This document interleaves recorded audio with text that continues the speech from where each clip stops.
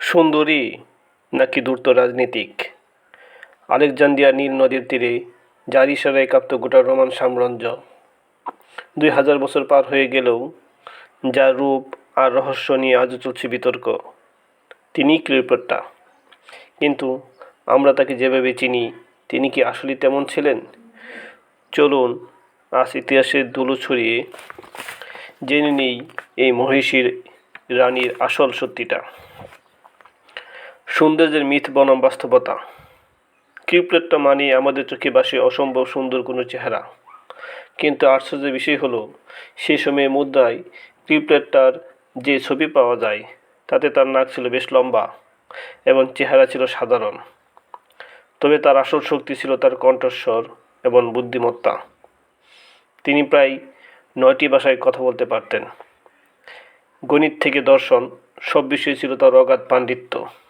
অর্থাৎ তিনি মানুষকে তার চেহারা দিয়েও নয়, বরং তার ব্যক্তিত্ব আর তার কথার জাদুতে মোহিত করতেন। ক্ষমতায় আহরণ ও কৌশল।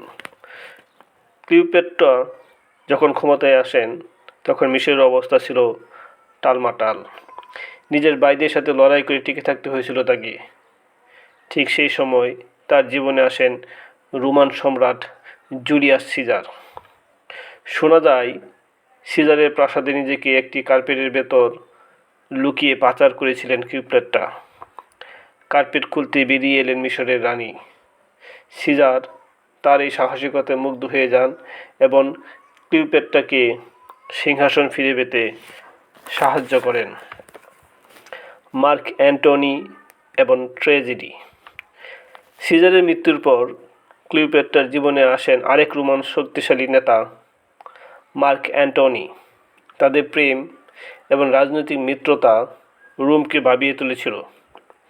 কিন্তু ভাগ্যের পরিহাসে ব্যাটল অফ অ্যাক্টিজাম এ পরাজয়ের পর অ্যান্টনি আত্মহত্যা করেন। পরাজয় মেনে নিতে না পেরে এবং রোমানদের হাতে বন্দী হওয়া এড়াতে ক্লিওপেট্রা বেছে নেন আত্মহননের পথ। প্রচলিত আছে তিনি একটি বিষাক্ত সাপের কামড় খেয়ে নিজের জীবন বিসর্জন দিয়েছিলেন। রহস্যময় সমাধি।